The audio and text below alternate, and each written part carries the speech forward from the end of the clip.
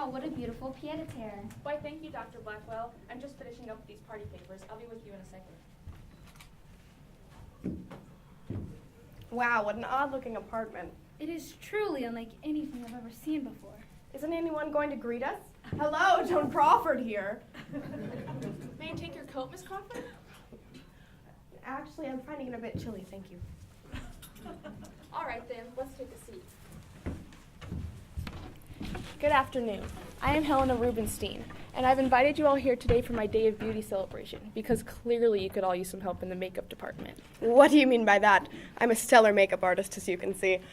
Actually, sometimes less is more.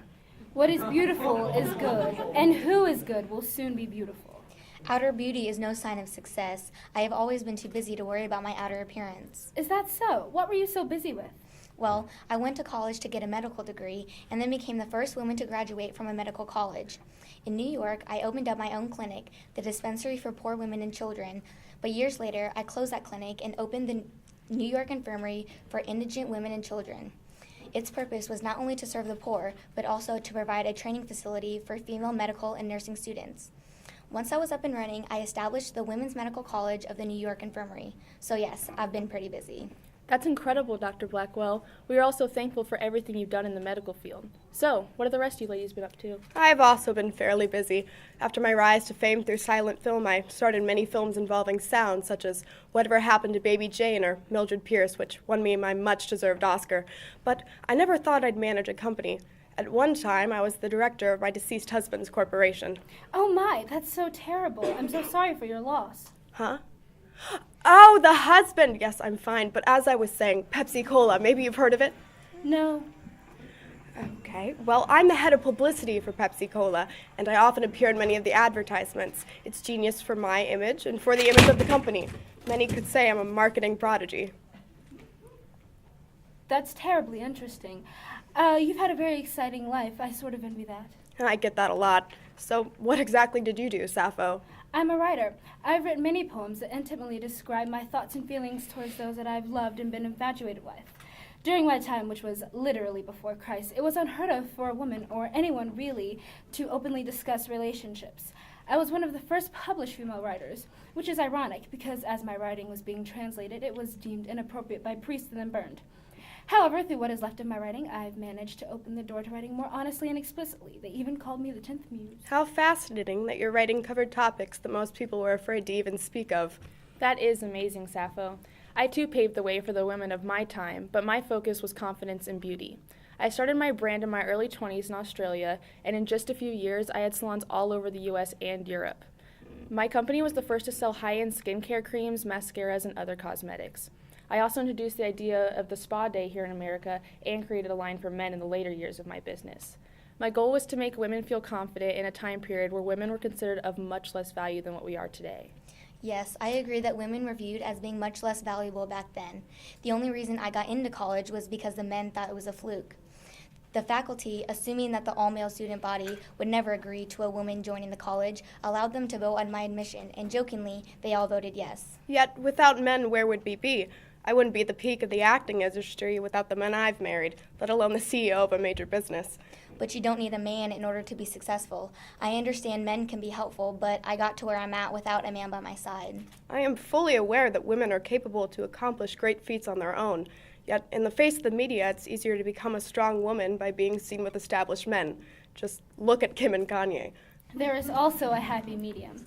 I was married, but my husband played little to no role in my success.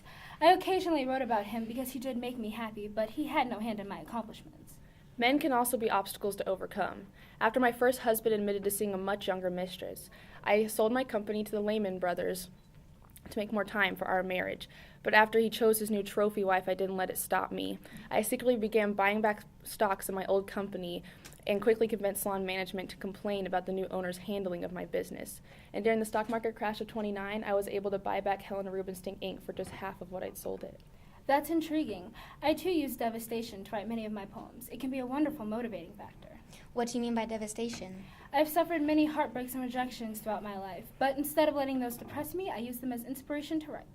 But you did have a happy marriage, correct? Yes, I did in fact. My husband's name was Cercilis, and we had a daughter whom we named Cleus. Children are such wonderful gifts. Do you have any of your own? My 2 sons attended boarding school. I was traveling for business around the world. But I did love being a mother. My children brought joy to my personal life. I adopted a daughter of my own named Kitty. I adopted 4 children of my own as well, but I know I could have made it to the top without men or children. Any woman can get what she wants if she's assertive and is perceived as a strong figure in the public eye. Making the media think you're all figured out is acting too, ladies. I, on the other hand, did not have to act at all. By being confident, determined, and knowing who I was, I needed validation from no one, especially not from a man. Men are merely pieces in the game of life. Whether we choose to use them is a matter of opinion and strategy. It is said that I died due to being so heartbroken over Phaon. That's something I've had to live, or I guess you could say die with. Is Phaon your second husband or like a fancy cat food? He is neither. A bad breakup? No. Legend says I jumped off a cliff, but that didn't happen. He's just someone that I loved, but he didn't feel the same way. People will always create rumors about you. It's just due to jealousy. The public assumed that because I was a self-made millionaire that I was stuck up and wasn't involved in the making of my products, which was not at all the truth. I worked in both marketing my products and creating them in the lab. People thought that because I was a woman, I would not thrive in medical school. Professors even made me sit out during labs in my first couple months of schooling. Despite those rumors, I was actually quite intelligent and finished college at the top of my class. Some said I beat my children. How crazy is that, right? Wait, what?